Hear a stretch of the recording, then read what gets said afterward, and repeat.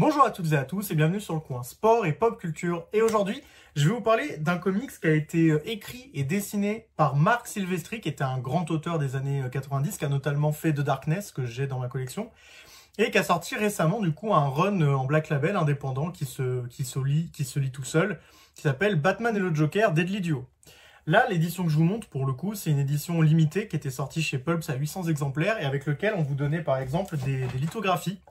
Donc je vais vous les montrer rapidement quand même parce que c'était vraiment des lithographies sympathiques. Moi j'aime bien ce genre de goodies et tout parce que pour pas grand chose en plus, on va voyez, hop, des lithographies toutes de Marc Silvestri. Vous voyez. Donc on a le Joker, Batgirl, un personnage énigmatique dont je ne spoilerai pas qui est la personne, Harley Quinn, Catwoman et son petit chat. Je trouve vraiment qu'il est super beau celui-là. Gordon. Et on revient au Joker. Mais en plus de ça, et c'est ce que je voulais vous montrer, on avait le Batman avec la signature de Marc Silvestri dessus. Donc du coup, j'étais vraiment très content. Comme vous pouvez le voir, je l'ai bien protégé parce que vraiment, j'y tenais. Alors, c'est une très bonne série pour tout vous dire. C'est rare que j'achète les choses que j'ai en VO, en VF, parce que souvent, ça m'énerve d'avoir des doublons. Je le fais vraiment pour les choses que j'aime vraiment beaucoup, pour le côté collectionneur de temps en temps. Et pour le coup, Batman et Joker Deadly Duo, je l'avais déjà en VO. Et effectivement, j'avais suivi la série à l'époque, avec du coup le premier numéro que j'avais pas pris en couverture normale, mais que j'avais pris cette couverture-là, qui était celle de Greg Capullo, qui avait déjà dessiné du Batman, notamment à l'époque de New 52 avec Scott Snyder. Par contre, après, j'ai pris du coup les couvertures normales, qui étaient vraiment très qualitatives, avec du vernis sélectif, avec des couvertures semi-souples, semi-dures. Vraiment, c'était très agréable au toucher. Vous voyez, là, il y avait le numéro 3. Hop, le numéro 4, qui était une très belle couverture. Ensuite, j'avais des variantes cover de David Mack, parce que je sais que des gens n'aiment pas David Mack, et moi, je l'aime pas tout le temps, notamment quand c'est lui qui dessine l'intérieur. Par contre, j'aime bien ses couvertures, donc du coup, souvent, je les prends. Parce que je trouve qu'elles sont iconiques, elles ont un truc que je trouve sympathique, un peu arty. Ensuite, on avait ce numéro-là, c'était le numéro 5, le numéro 6, avec le personnage un peu intriguant que vous avez pu voir précédemment, et le dernier numéro qui était le numéro 7. Alors, très sincèrement, avant d'aller voir plus en détail l'intérieur des numéros, parce que je vais vous montrer l'intérieur des numéros en VO, c'est plus pratique, et c'est vraiment un comics très intéressant que je vous conseille déjà parce que c'est une histoire auto-contenue et que très franchement, moi je m'attendais à rien à l'époque en VO quand je le prenais parce que Marc Silvestri, moi j'aimais bien le trait, je trouvais que c'était un bon dessinateur, moi personnellement je suis plutôt fan, mais par contre, je me disais, ça va être comme souvent les comics des années 90, et croyez-moi, en tant que fan de Spawn, je m'y connais en comics des années 90, ça allait pas être un scénario à se péter le cul par terre. Pour autant, c'est plutôt une bonne histoire au final, qui se suit vachement bien, parce que du coup, tout le long, vous imaginez que le méchant, c'est probablement celui qu'il y a dans le titre, et au final, pas tant que ça, et au final, la relation entre les deux marche plutôt bien, l'alchimie de leur plutôt collaboration fonctionne bien, tous les personnages secondaires se marient bien à l'histoire, l'intrigue est très intéressante, au final, le plot twist de fin est vraiment un peu surprenant plutôt quand même. Et vraiment c'est un comics que je vous conseille, c'est un peu un comics un one shot qui se lit bien, même si le one shot ça veut pas vraiment dire ça, normalement c'est encore en un numéro, il n'y a qu'une histoire. On va dire qu'en VF c'est un one shot dans le sens où juste avec ça vous l'achetez qu'une fois, il n'y a pas de suite, il n'y a pas d'autres numéros. Vous avez une histoire complète de Batman et franchement une histoire complète vachement sympathique. Et du coup maintenant on va s'atteler à vous montrer un peu plus ce qu'il y a à l'intérieur et je vous parlerai un peu plus quand même du synopsis. C'est parti, générique.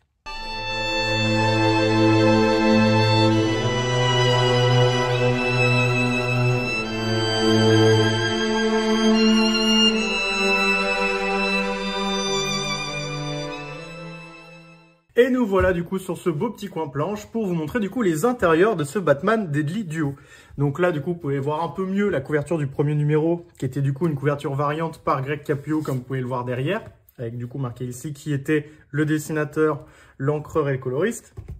Avec le petit dessin noir et blanc qui va bien et une petite phrase un peu énigmatique qui va bien aussi. Très franchement, ce premier numéro, comme je vous dis, quand je le prends, c'est vraiment parce que j'aime bien Marc Silvestri et j'aime bien son dessin. Et dès les premiers instants, clairement, je suis séduit, excusez-moi. Car en effet, je trouve le dessin très sympathique. Déjà, j'adore son Harley Quinn de la première page. Je trouve que vraiment, il y a un côté très crayonné. Je trouve qu'il s'est énormément appliqué. Ça se voit qu'il voulait faire de ce Batman son Batman à lui. Vraiment un travail très appliqué. Ouais, comme vous pouvez voir, boum. Dès le début, on voit un Batman très épique qui arrive. Donc non, vraiment, son trait était vraiment très dynamique. En plus, très rapidement, on voyait plusieurs personnages différents. Donc c'était très agréable, le récit était très fluide. Et l'intrigue, on va dire, est une intrigue assez intéressante parce qu'on va vous mettre plusieurs personnages, plusieurs péripéties qui au début ont du mal à faire des liens entre elles et se connectent difficilement ensemble. Et au final, quand vous avez la fin de l'histoire, quand vous relisez l'histoire depuis le début, vous vous dites, ah oui, en fait, ici, on voyait qu'il y avait ça un peu, vous voyez, c'est pour vous dire que c'est pas une bête d'écriture, mais c'est quand même vachement, c'est quand même réfléchi. On voit que Marc Silvestri, il a pas non plus fait ça sur un post-it pour le fun, et que c'était pas qu'un exercice de style graphique, il a quand même voulu raconter une histoire divertissante, et il a plutôt réussi. Et comme vous pouvez le voir dès le début, parce que je vais vous feuilleter quasiment tout le premier numéro, le dessin est vraiment très très cool. Je sais pas ce que vous en pensez, mais moi vraiment c'est un dessin que j'aime beaucoup, celui de Marc Silvestri. Je trouve vraiment qu'il a une manière de dessiner Batman et il a un trait très... ouais, vraiment, pour moi c'est très crayonné justement. Je trouve qu'on voit le trait, on voit les manières dont il dessine, ça fait pas du tout numérique. Et du coup c'est très agréable je trouve de regarder du Silvestri. Vous voyez, regardez ce Joker là et tout, moi j'aime vraiment beaucoup. Et en plus de ça, comme je vous ai dit, du coup il va y avoir une alliance parce que grosso modo, quel est le synopsis? C'est que du coup... des sortes de zombies de Joker arrivent sur Gotham, Batman s'en rend compte, et le Joker de lui-même va proposer une alliance à Batman parce qu'il va lui dire qu'en gros tous les deux ont un intérêt commun à se battre contre cette menace. Et Batman, du coup, en réfléchissant et en gardant bien en esprit que Joker sera pas son pote, il va plutôt accepter le deal. Et c'est sur justement ce deal qui va être scellé que le premier numéro s'arrête. Et du coup, là, on vous lance dans une histoire qui va durer quand même, mine de rien, 7 numéros. Donc, c'est quand même un long comics. C'est pour ça que quand je vous ai montré la version VF, il me semble qu'elle coûte une vingtaine d'euros, mais on se fout pas de votre gueule. Le comics, il est long. L'histoire, elle est plutôt longue quand même. Donc, vous avez de quoi lire. Et en plus de ça, c'est très beau tout le long. Concernant les comics VO en eux-mêmes, du coup, c'était 7 numéros qui coûtaient 5 euros. Enfin, 5 $, 5 euros, quoi. Donc, ça vous faisait à la fin 35. Donc, du coup, la VF est beaucoup moins chère au final. Par contre, c'est vrai que ce qui était sympa, c'est que pour des single issues, c'est rare d'avoir à la fin des pages crayonnées. Et on en avait. Et donc là, par exemple, vous aviez du coup la couverture, qui était à la base du coup celle-ci, qui, vous voyez, en crayonné, était très belle. Donc j'aimais beaucoup les bonus qu'on nous proposait pour ce Batman Deadly Duo en Black Label. Alors c'est vrai que aussi quelque chose qui était vachement, qui est pas souvent le cas, enfin en tout cas ça dépend des fois, c'est que dans le Black Label, souvent vous avez un format carré. Et ici pas du tout, c'est vrai que Silvestri il a vraiment voulu garder ce format comics classique qui rend vachement bien. Et comme je vous ai dit, en plus moi j'aimais beaucoup voir la Batcave en noir et blanc, même certaines scènes comme celle-ci dès le début qui étaient très épiques, j'étais très content d'avoir la page crayonnée. Ça rendait vraiment vraiment très bien. Donc je vais continuer à vous montrer les autres couvertures et un peu d'intérieur, mais en vous spoilant moins et en montrant pas tout le numéro cette fois. Donc là, après, comme vous pouvez le voir, il y avait le deuxième numéro. Et très franchement, j'adore toutes les couvertures. Je trouve qu'elles sont toutes très réussies. Au-delà de la qualité d'édition, que c'est un peu dur à vous le montrer en vidéo, mais vraiment, il y a du vernis sélectif partout pour un issue. C'est vraiment très rare d'avoir cette qualité de fabrication. Donc vraiment, c'était très louable de la part de DC de faire ça. Surtout qu'en vrai, bon, 5 $, ça vous paraît cher, et ça l'est, faut pas se leurrer. Néanmoins, dites-vous que Marvel, ils vous font ça en 5 $ avec un vieux papier dégueulasse journal à l'intérieur et un comics ultra souple, sans vernis sélectif, sans rien. Vous avez l'impression qu'en faisant à peine ça, ça va le déchirer, quoi. Donc, je vais essayer de vous montrer que c'est très rapidement toujours aussi cool, sans trop vous spoiler, en vous montrant des pages quand même un peu cool. Voilà, globalement, vous voyez, c'était comme ça. Et ça rendait vraiment bien. Et comme je vous dis, à la fin, on avait toujours les petites pages crayonnées comme ça. Je pense que je vais vous montrer surtout les pages crayonnées, parce que comme ça, il n'y a pas les dialogues. Donc vous pouvez voir qu'il y avait les pages crayonnées qui étaient toujours vraiment très sympathiques. C'est vraiment un bonus très cool de voir quelques pages crayonnées de l'intérieur. Vous voyez, donc celle-là par exemple, qui était moi celle qui m'avait le plus marqué de tout le run. Je la trouvais vraiment très belle et en crayonné, elle fonctionnait vraiment très bien.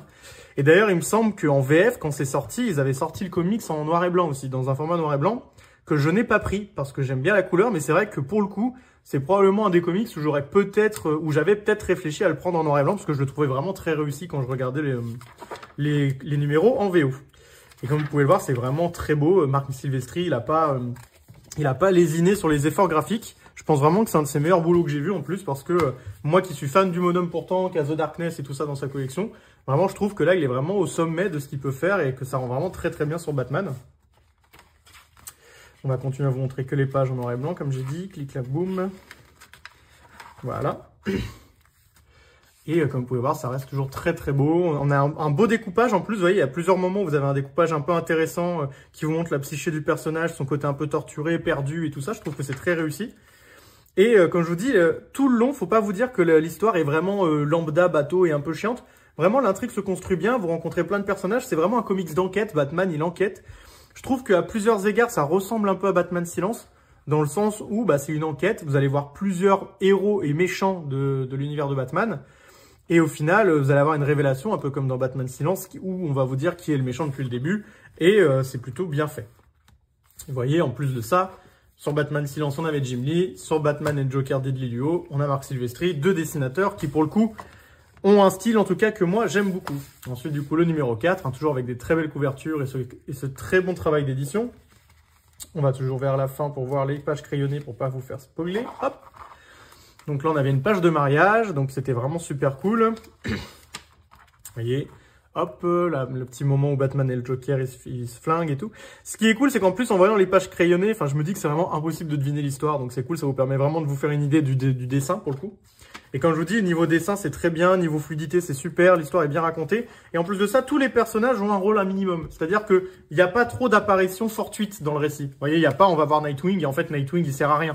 C'est, vous allez voir Nightwing, et Nightwing, il va faire des choses. Vous allez voir Catwoman, et Catwoman, au bout d'un moment, elle va servir à quelque chose, et ainsi de suite. Et c'est vraiment quelque chose que j'aimais bien dans le comics. C'est que, vous voyez, en plus de ça, et comme je vous ai dit, il était vraiment très beau. Donc vraiment le but de la vidéo, c'est déjà de vous vendre le côté graphique, parce que clairement quand on regarde un comics écrit et dessiné par Marc Silvestri avec Arif Prianto au dessin et à l'ancrage, bon bah c'est clairement le travail artistique qui vous attire au début, moi en tout cas c'était le cas. Mais au-delà de ça, parce que j'ai pas envie de vous spoiler l'histoire, parce que très sincèrement elle est vraiment sympa. Donc je vous conseille vraiment de lire Batman et Joker le Deadly Duo. De toute façon en général je vous mets tous les détails, tous les liens pour pouvoir l'acheter en description. Et vraiment, c'est un très bon comics. Moi, en plus, l'édition que j'ai, comme je vous ai dit, elle est vraiment cool, avec pas mal de lithographies en VF et de bonus. Avec en plus un petit truc, enfin une petite litho qui est signée par Marc Silvestri, donc c'est toujours très appréciable. Et grosso modo, vraiment, pour moi, c'est très franchement, je vais le dire, moi je pense que c'est un classique. Moi j'ai vraiment bien aimé. Je pense que c'est un de mes comics, entre guillemets, en one-shot Batman que j'ai beaucoup aimé. Surtout qu'il faut se dire que pendant cette période-là, en VO, il y avait le Batman de Zdarsky qui sortait. Que moi, très sincèrement, et je sais pas si vous regardez mes vidéos de comics VO chaque mois, que je trouve vraiment pas très bon. Genre, c'est pas nullissime, et encore, ça dépend des arcs. Mais en tout cas, c'est vraiment un Batman que je trouve... voilà, on souffle, quoi. Un peu comme Spider-Man hors Ultimate, quoi. C'est un peu, on souffle, on s'ennuie un peu. Et du coup, je trouvais vraiment ce Batman rafraîchissant, l'histoire impactante, le dessin vraiment très stylé et particulier. Je trouvais vraiment que le concept du teammate avec le Joker, plutôt original pour le coup, parce que même si je sais que c'est déjà arrivé par le passé, là, je trouvais que la raison pour laquelle c'est arrivé, la raison pour laquelle ils se mettaient d'accord, a été plutôt cool. Et comme je vous ai dit, globalement, le récit est cohérent. Enfin, même pas globalement, en fait, le récit est cohérent. Il n'y a aucun moment où vous dites, mais c'est quoi ça, c'est quoi ce bordel? Voilà, tout est plutôt bien expliqué, tout est plutôt bien raconté. Il y a un bon plot twist, la relation est bien, le dessin est super.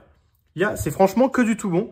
Et alors très souvent, je vous fais des vidéos sur les comics après qu'ils sortent, parce que moi, j'aime pas surfer sur les hypes au moment où ça sort. Et puis qu'en plus, je préfère l'avoir relu plusieurs fois et avoir vraiment un avis arrêté dessus, plutôt que de vous vendre quelque chose au moment où il sort pour faire une sorte de promo déguisée. Moi, vraiment, c'est une recommandation que je vous fais. Moi, c'est un comics que j'ai beaucoup aimé quand je l'ai lu en VO. C'est un comics du coup que j'ai acheté en VF, donc c'est vous dire que je l'ai apprécié parce que je vais pas racheter quelque chose en VF pour le fun. Et je serais pas allé jusqu'au numéro 7 alors que ça coûte 5 balles le numéro si j'avais pas apprécié.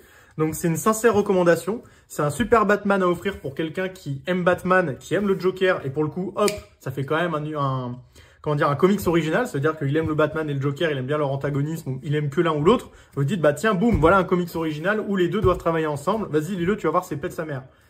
Et franchement, je pense que ça ferait un super cadeau. Et si vous aimez bien globalement le Batman en général, bah, je vous le conseille parce que je trouve que c'est franchement un très bon comics Batman. Un très bon stand-alone qui se lit très bien tout seul, qui vous fait un bon moment de lecture et à avoir dans sa collection. Je trouve ça sympa. En tout cas, merci de m'avoir écouté. Je vous souhaite à tous de passer une bonne journée, une bonne matinée ou une bonne soirée selon le moment auquel vous regardez cette vidéo. Lisez des BD, lisez des mangas et lisez des comics. Et si vous pouvez, lisez Batman et Joker de Deadly Duo. Je vous dis tchuss tout le monde!